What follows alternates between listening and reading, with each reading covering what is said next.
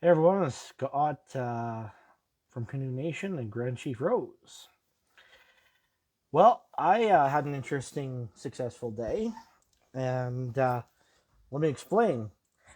For the last 2 weeks, I've had people from Uranium City.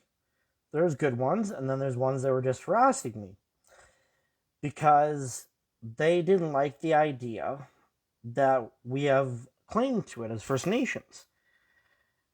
And they're like, no, no, there was no First Nations community up there. No, there was no community there. And I found proof. Not only did the government remove First Nations community from Uranium City before it began, but also after, too. So there was a nursing station up there between 1930 and 1950s. And yes, the area was still commonly referred to as Uranium City because they didn't have a name, anyways. And they probably did. They just, lack of communications. But Uranium City wasn't formed until the 53. It started. It was sought in 52. So in between 1950 and 1952, something happened and the community was removed. And then, interesting thing to know, a new community tried to forming in 1984, 30 kilometers outside of Uranium City. So people tried to go home, and they were removed again. 150 Treaty First Nations people on 318. Now, back then, they considered anyone who was mixed to be Métis, but yeah, nonetheless, people tried to go home, and it was taken from them. So there is proof here, and I will show you the two different documents here.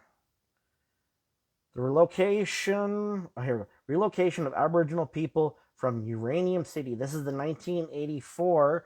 This was found on legal aid.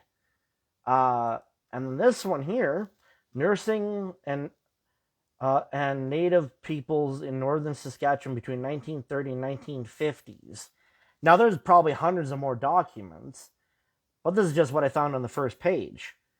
It proves that what I've been saying. Now, what I've been mostly going off of is what my stories from my family. And don't get me wrong, I came across documents before, but I was silly enough and didn't save them.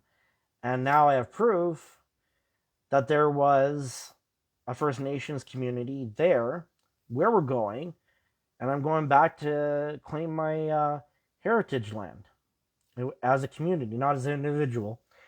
So that should be interesting. Only difference is we're not going to be like the British and kick everyone out. Either way, guys, God bless you, and may the Creator be with you. And thank you for your time.